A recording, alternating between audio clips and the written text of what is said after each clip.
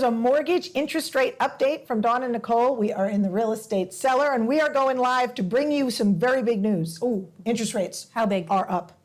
They're up big time. They went up. Yes, but they're not up as much as some people are sharing on Facebook. Some people are sharing like, oh, they're in the sixes already. They're not. They're not in the sixes. A conventional, owner-occupied, traditional purchase, I just checked it out, 5.375% with 0 points if you have 10% to put down. So what does that do to the actual mortgage? So let's say I put down... It changes the price that you can pay monthly by about $200, $250. So That's a lot. It is a lot. That is a lot. I mean, it's not as much as 6, but is that like from a couple of years ago, let's say? That was normal, right? That was average-ish, somewhat? 5 to 7% has been pretty common for about 20 years or so. Longer ago than that, we've seen rates in the 80s. We saw rates in 18%.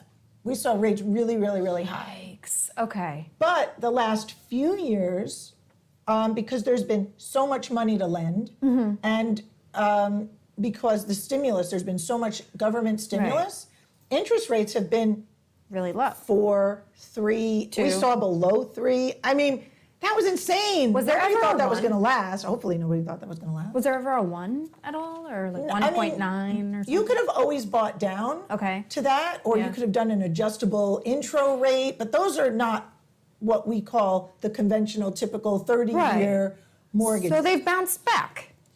Yeah, they bounced back, and with that, people are going to be able to afford less. It's just what's going to happen. But and then with all the inflation, there's still a lot of cash in the market. There's still a lot of cash buyers.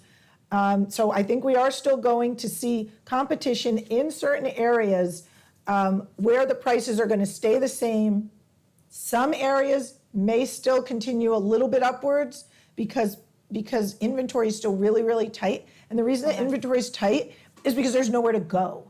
It's very, very hard to move. It's like a log jam right now. Yeah, because you sell your property, but where do you go? But where do you go? There's nowhere to rent. There's no rental inventory in most places. So, before you used to know, well, I want to upgrade my house. What am I going to do? I'm going to go and rent somewhere for a year. I'll sell my house. I'll go rent somewhere. Right. While I'm building a new house. You can't do that right now. Because there's nowhere to rent. Right. So it's very hard. It's a log jam. I do think that the dam is going to break. And I think these interest rates are going to break the dam. We are hearing that the Fed is going to raise the federal funds rate by 0.5 percentage point in May, that they're going to do a double. Usually they do 1/4 point. We're hearing that they're going to do a 0.5 point because the inflation is insane and they need to keep that in check. Will that keep it in check? Will raising it keep it in check? Well, it tightens the money supply, so it means people have less money to spend. Which means there'll be a gridlock, right? Nobody's going to buy houses. No, I think more people will be able to sell their house, because I think what we'll see, and we typically see this when there's tightening in the economy, and this is why they do it. They do it to cool the economy off. So basically they say, well, remember some shows ago you said to me, wow, we printed all that money, where is it? And you said, it's not in my pocket. And I said, that's right. It's not. It's not in your pocket. And unfortunately, the people who suffer the most when this happens are the people who got the least from all of this. You know what I mean? They got the least amount of the stimulus. They got stimulus because they got maybe a $1,400 check once or something. Short end of the stick. They got the short end of the stick. Okay, all right. And they're still not really coming up on top, it seems. No, not through this. Whatever they do, it never seems to be helpful to the general public. It always seems to benefit somebody else, not you, but or me. You know what I'm saying? Not you. Or you. It's not benefiting you. That's what's happening here. I feel so depressed. People are saying that refinances, they've fallen another 8% last week. We're 68% lower on refinancing than we were from a year ago. I mean, that's expected, right? Yeah. Because everyone... You're going to go up, you're going to go down. Everyone took the money out that they needed to take out, that they could take out when the rates were really low. They were like, oh, wow, 3%, of course I'm going to refinance. Right.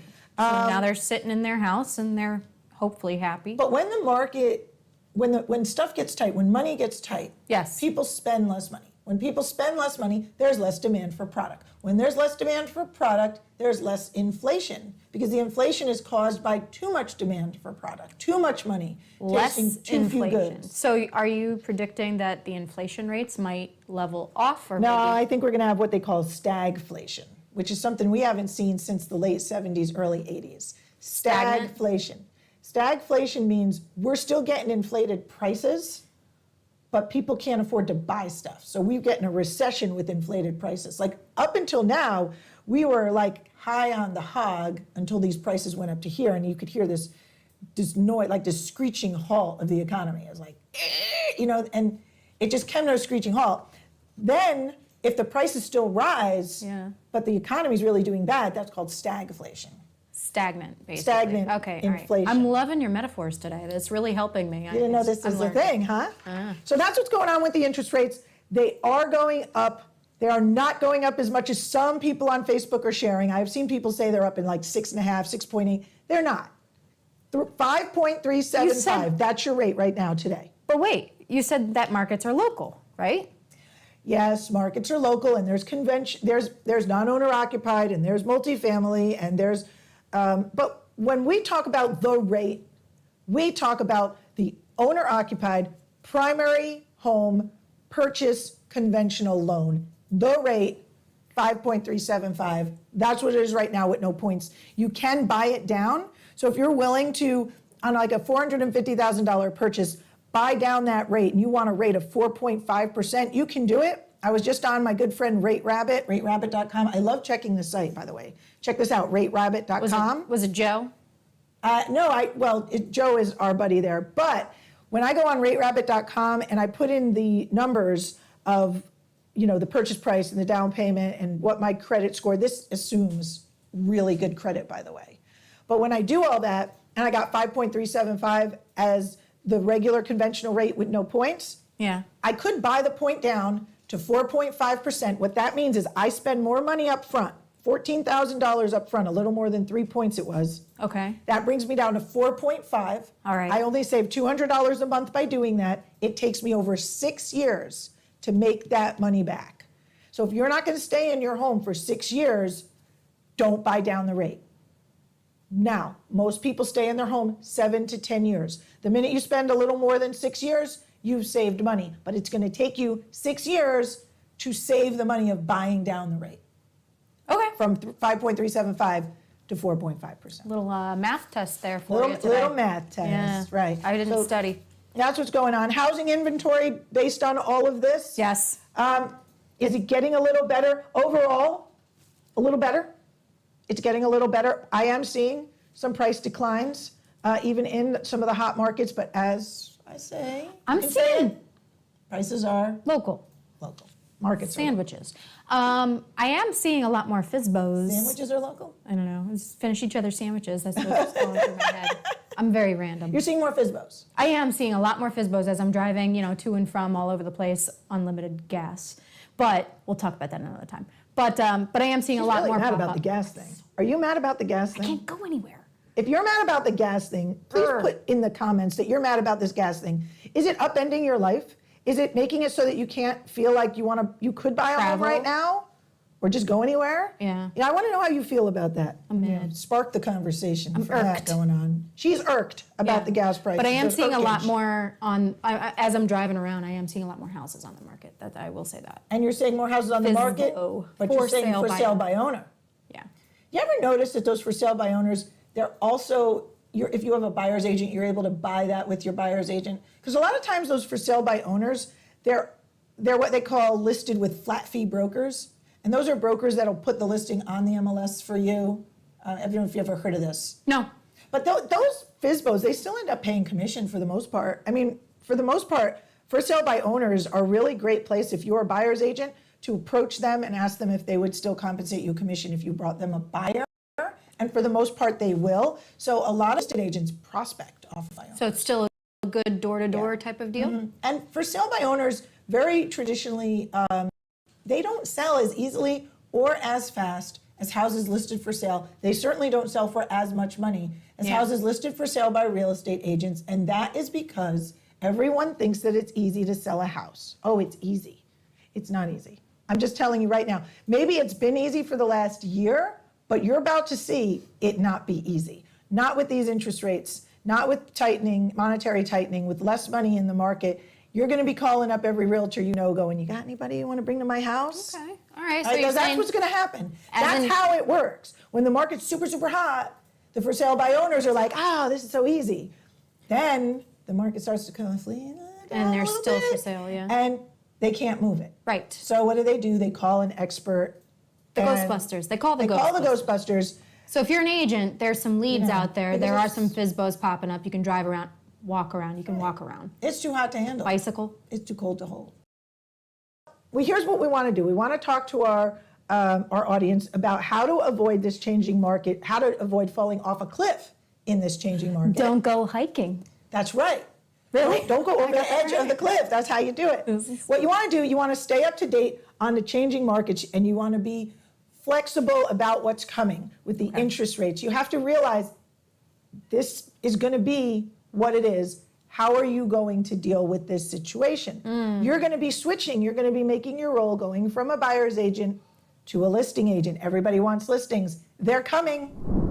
I We gotta tell you. actually have an article on mystatemls.com that you can go to, mystatemls.com, and there are 5 steps on how to avoid any cliff in a changing market.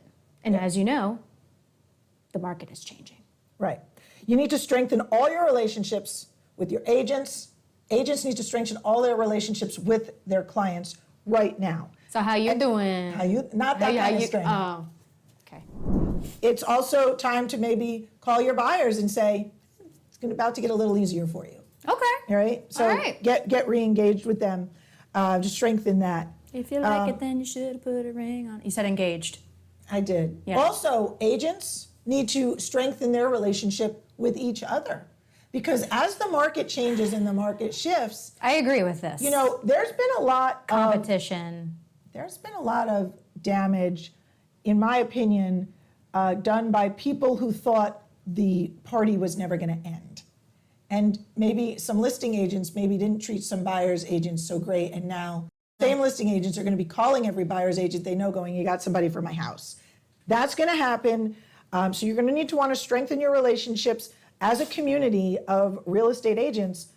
We need to work together in every kind of market. Bake a cake. Yeah. There's a thing, at My State MLS, we have this thing called MLS Affiliate. And it's an affiliate program which connects the agents together where they can actually make some money off of the MLS. Oh. But it's also a way to be in a network.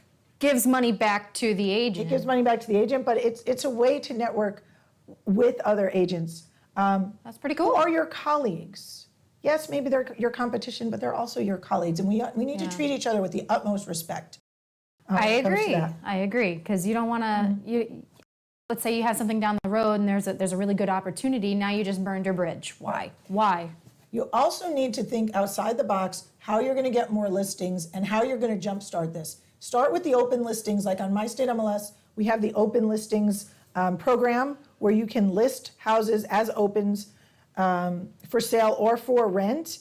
And by doing that, you're going to be able to build up your inventory, and that inventory is going to show up on your website if we feed your website, and you're going to look like a significant listing agent. Oh, And you're going to be a significant listing agent as opposed to insignificant.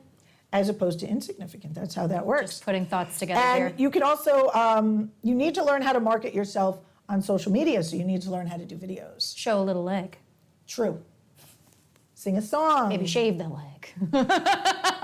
It's good advice. Shave the legs before you show the legs. Shake a little leg. Oh, I don't think I did that today. Oh, jeez. Wait, hold on. Let me check. No, stop. It's not good, guys. It's not. So we're marketing on social media. Right. We're going to market on social media. We're going to do more video. We have webinar coming up on that soon. I'm actually going to be doing a webinar on that. So look what? out for our My State MLS webinar schedule on how to market yourself using social media. So you're marketing about marketing. Yeah. Well, I'm marketing about how they should be marketing on the marketing of the social media. And we'll be marketing that through social media. I'm picking up See what how you're this throwing works? down. You see how that goes? You smell what I'm stepping in? Expand your territory by becoming a member of the Nationwide MLS. This is one of the biggest things you can do. Oh, is okay. Expand your territory, because if you can't make money where you're at, You gotta move. make Yeah. make your sphere bigger. Make your sphere bigger. Arm That's length. what you have to do.